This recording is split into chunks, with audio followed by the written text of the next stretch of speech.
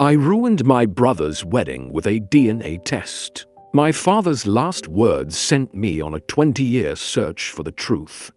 I wish I'd never found it. My name is Jake, a 35-year-old male. For my entire life, I lived in the shadow of my older brother, Mark.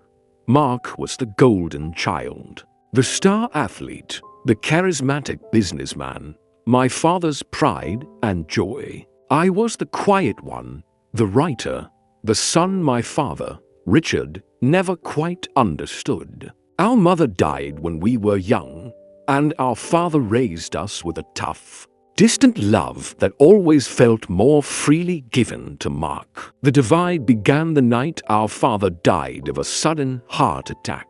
I was 15, Mark was 18. In the hospital, as he clung to life, he gripped my hand with a surprising strength. He looked at me, his eyes clouded with pain and something else, a desperate urgency. "Jake, your brother, he's not," he gasped, each word a struggle. "Not what, Dad?" I leaned in, my heart pounding. "Not your," and then he was gone. The sentence hung in the sterile air, unfinished. "Not your what? Not your problem? Not your responsibility?" For 20 years, that unfinished sentence haunted me. Mark took over our father's small manufacturing business and, with a ruthless efficiency I didn't possess, built it into a multi-million-dollar empire. He became everything my father had ever wanted. He was getting married to his picture-perfect fiancée, Sarah, in a lavish, society-page wedding. I became an investigative journalist. A career choice I now see was subconsciously driven by a need to uncover hidden truths. The unspoken question from my father's deathbed was the one mystery I could never solve. The wedding planning drove a deeper wedge between us. Mark saw my modest life as a disappointment. "You're still chasing ghosts, Jake," he'd say. "When are you going to get a real job and build something?" The ghost he was talking about was our father. Little did he know, he was the ghost I was actually chasing. A month before the wedding, I was cleaning out our father's old study in the family home.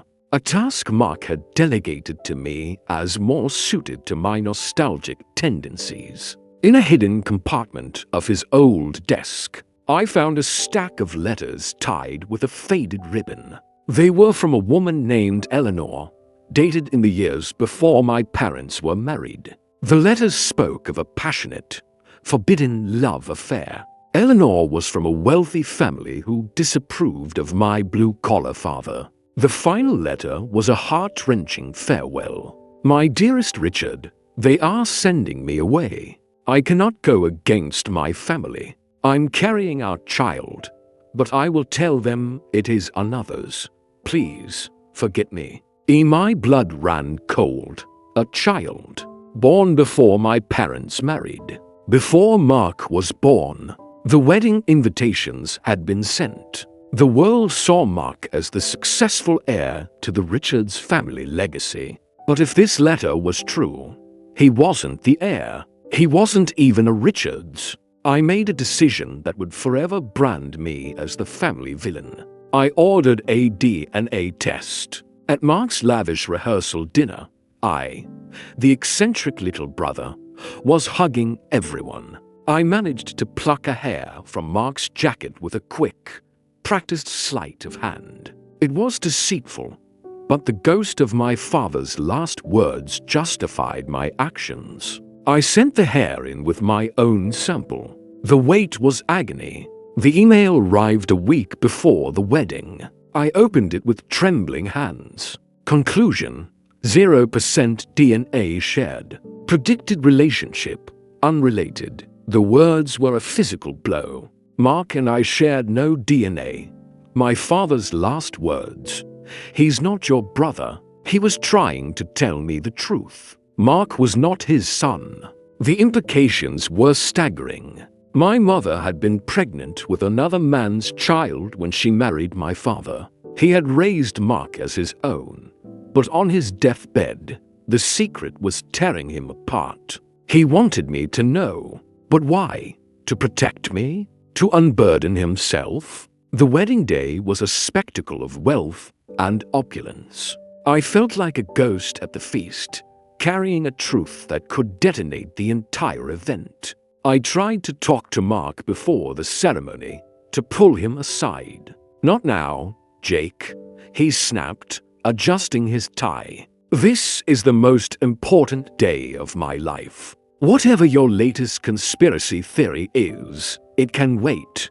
It couldn't. As the ceremony began, as Mark stood at the altar, the spitting image of the man we both called Dad, I felt a surge of conflicting emotions. Pity for the lie he lived, anger at my mother's betrayal, and a desperate need for the truth to be known. During the part where the officiant asks if anyone knows of any reason these two should not be lawfully married, I stood up. A gasp went through the crowd.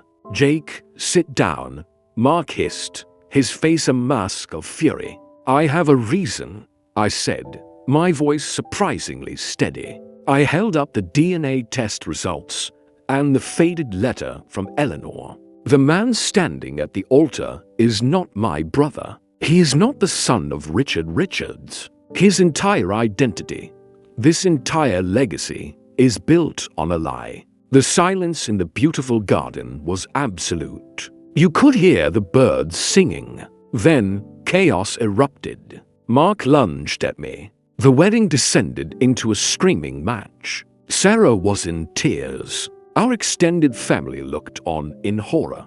I was the monster who ruined the perfect day. But in the chaos, the truth began to piece itself together. An elderly aunt, my mother's sister, broke down and confessed. My mother had been assaulted by a family friend a few months before she started dating my father. Ashamed and terrified, she never told anyone. When she found out she was pregnant, my father, who loved her desperately, offered to marry her and claimed the child as his own to protect her reputation. He carried that secret to his grave, only trying to unburden himself in his final moments. Mark wasn't the product of an affair. He was the product of a violent crime. And my father was the hero who saved my mother from a lifetime of shame, choosing to love a child that wasn't his as his own. I had been so focused on the mystery, on proving that Mark wasn't the golden heir, that I never stopped to consider why. In my selfish quest for truth, I had re-traumatized my mother's memory, destroyed my brother's sense of self, and exposed a painful, private family tragedy to the world.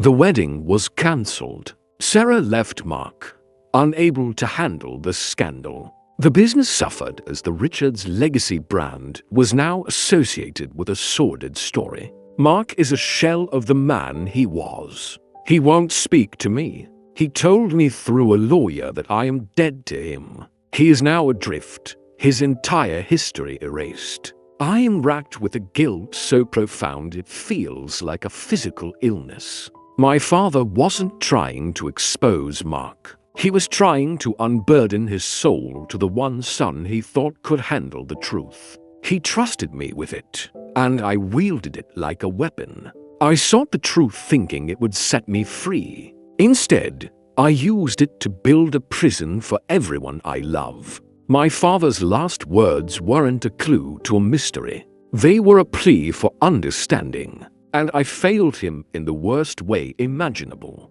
The truth is, I destroyed my family not to uncover a lie, but because I was jealous of the one my father built to protect them. TLDR. Haunted by my father's dying words, I discovered my perfect older brother was not my father's biological son. I exposed this with a DNA test at his wedding, only to learn he was the product of my mother's sexual assault. And my father had chosen to raise him as his own to protect her. My quest for truth destroyed my brother's life and exposed a tragic secret I was never meant to uncover.